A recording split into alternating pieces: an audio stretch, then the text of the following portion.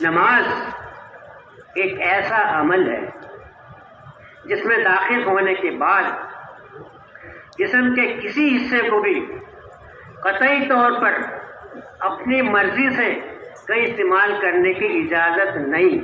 روزہ ہے، روزہ رکھتے ہوئے آپ کھانا پینا منع، لیکن کھانے پینے کی باتیں کرنا، کھانے پینے کی چیزیں خریدنا، کھانے پینے کی چیزیں بیچنا، کھانے پینے کی چیزیں اٹھا کے چلنا، تو روزہ ٹوٹ جائے گا، روزہ باقی ہے۔ زکوٰۃ دیتے ہوئے باتیں کر لو، چلتے چلتے زکوٰۃ دے دو، کسی کے ذریعے سے زکوٰۃ دے دو۔ آج میرا نماز پڑھنے کا موڈ نہیں، آج تو پڑھ لے بھائی، ہو سکتا ہے ایسے، زکوٰۃ تو ہو سکتی ہے۔ حج کرتے بہت سارے اعمال، تجارت کر سکتا ہے آدمی حج کرتے ہوئے، ایسا بیمار ہو گیا نہیں کر سکتا تو کسی کو کرا دے۔ نماز کو تو آخر تک نہیں، میں مر رہا ہوں، میری نمازیں تو پڑھ لیو بعد میں۔ تو نماز شریعت میں ایک ایسا حکم ہے جس میں داخل ہونے کے بعد جسم کے کسی حصے کو بھی قطعی طور پر کہیں اور استعمال کرنے کی اجازت نہیں۔ نماز بہائی بری باتوں سے روکتی ہے۔ اگر جسم نماز میں ٹھیک ہو گیا، یہ خالی گاڑی ٹھیک چل پڑی، یہ ٹرالی خالی ٹھیک چل پڑی، تو 5,000 اینٹوں کی وہ کھینچ لے گی، اور یہ خالی نہ چلی تو ٹرالی کا کھینچے گی۔ اسی لیے فرمایا نماز بہائی بری باتوں سے روکتی ہے۔ آپ 100 روپئے سے ایک آدمی آیا، شکایت کی، یہ آدمی نماز ہی پڑھتا ہے، چوری بھی کرتا ہے، آج میں اس کی نماز اس کو چوری سے روک دیں۔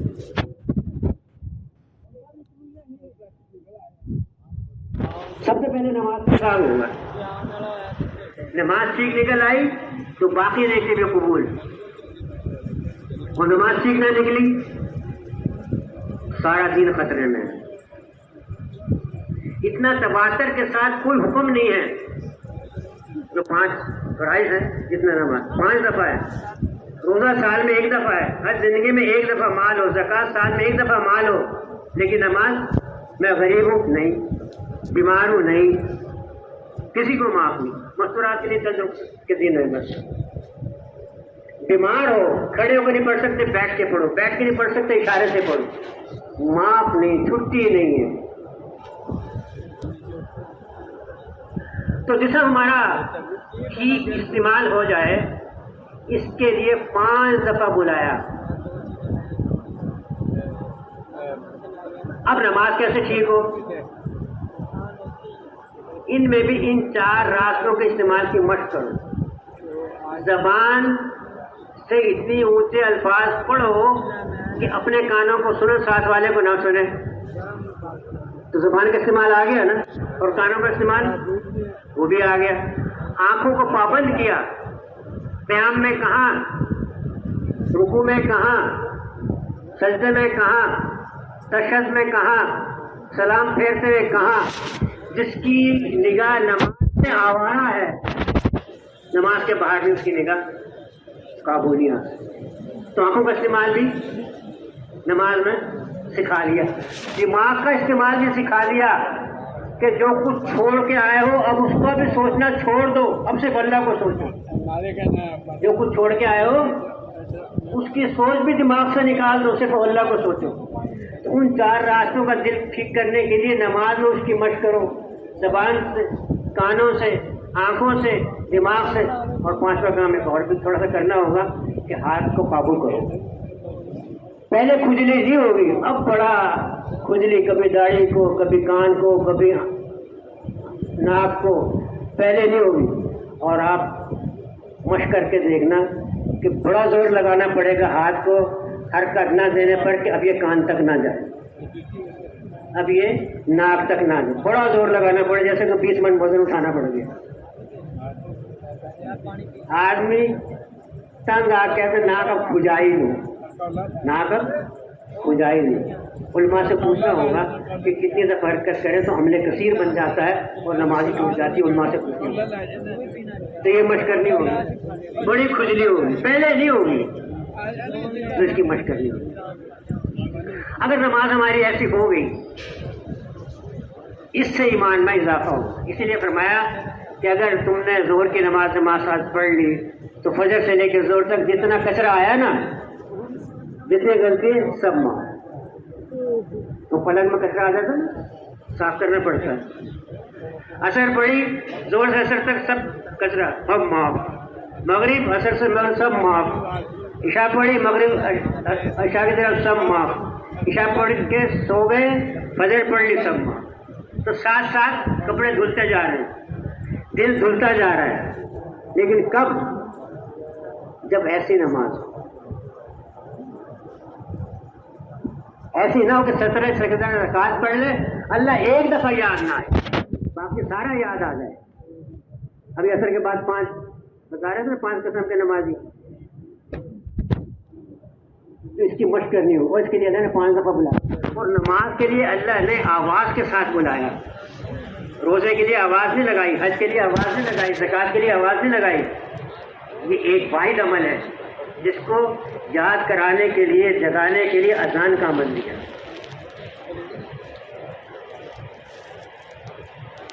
اب نماز ایسی ہماری بن جائے، ایسی ایمان والی بن جائے، ہماری زندگی پر اثر انداز ہونے والی بن جائے، اور ہمارے پورسم پر حاوی ہو جائے، وہ پورسم کی حرکات کو صحیح کرنے والی بن جائے.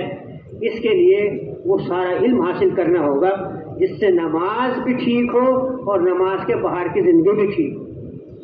24 گھنٹے ہم نے اپنے جسم کو کیسے استعمال کرنا ہے، مسجد کی نماز کیا ہے، اور دکان کی نماز کیا ہے، اور دفتر کی نماز کیا ہے، اور گھر میں رہنے کی نماز کیا، سب نماز ہی. نماز کا مطلب کیا؟ اپنے جسم کو اللہ کے حکم کے مطابق استعمال.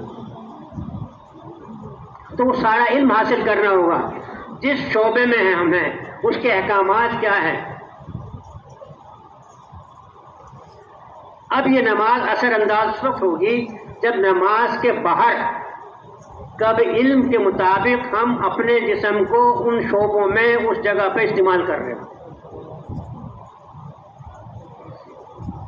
اس لیے نماز کے اندر ایک اور چیز جو اثر انداز ہوتی ہے وہ حلال کمائی ہے. جس جسم میں کے اندر خون ناپاک جائے گا تو وہ عبادت کیسے اثر انداز ہوگی؟ جس گاڑی کے اندر آپ تیل غلط ڈال دو، جعلی تیل ڈال لو، تو گاڑی چلے گی. تو جسم کی گاڑی کے اندر جو خون ہے یہ بھی حلال سے بنا ہوا ہو، تو اس کی نماز کے باہر کی جو زندگی ہے اس میں اپنے جسم کو کیسے استعمال کرنا ہے، اور اس جسم کے اندر حلال خون کیسے لے کے آنا ہے، اور لوگ حق کیسے ادا کرنے ہیں، یہ سارا علم حاصل کرنا ہے. اور کس موقع پر میں نے کون سا اللہ کا حکم پورا کرنا ہے، اس کا ہمیں دھیان آ جائے. اس کے لیے اللہ کا ذکر کرنا ہوگا. ایک ہے اللہ کا ذکر کرنا، ایک ہے اللہ کو یاد رکھنا. دونوں میں فرق ہے. ذکر تو اس لیے کیا جاتا ہے کہ اللہ یاد رہے. ہاتھ میں تسبیح ہو، زبان پہ اللہ اللہ ہو، اور دماغ میں دکان کا حساب ہو. ہاتھ میں تسبیح، زبان پہ سبحان اللہ، اور دماغ میں دکان کا حساب، تو دل پہ اثر کس کا جائے گا؟ تو ایسا ذکر کرنا کہ ساری چیزوں سے جسمانی طور پر بھی اور ذہنی طور پر بھی ہٹ کر کٹ کر اللہ کو یاد، بس اللہ ہی اللہ ہو. اللہ کے علاوہ لا محبوب الا اللہ، لا مقصود الا اللہ، لا معبود الا اللہ، لا موجود الا اللہ، اللہ ہی اللہ. اس دل میں اللہ کے علاوہ جتنا غیر ہے تنہائی میں بیٹھ کر اس کو نکالنا. ذکر کیا ہے؟ یہ بھی دعوت ہے، اپنے آپ کو تنہائی میں دعوت دینا.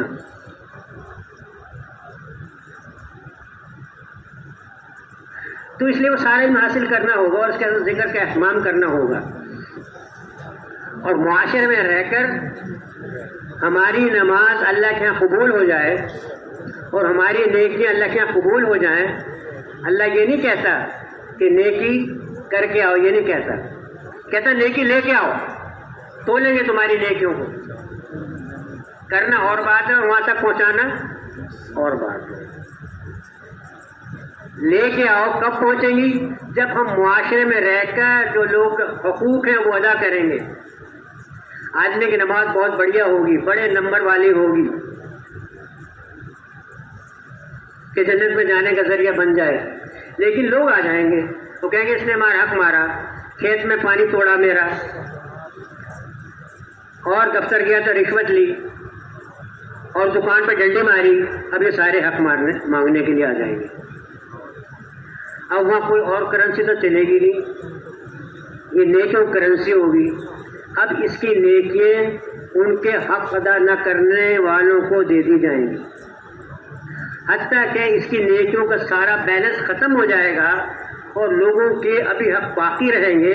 اب لوگوں کی برائیاں اس میں ڈال دی جائیں گی.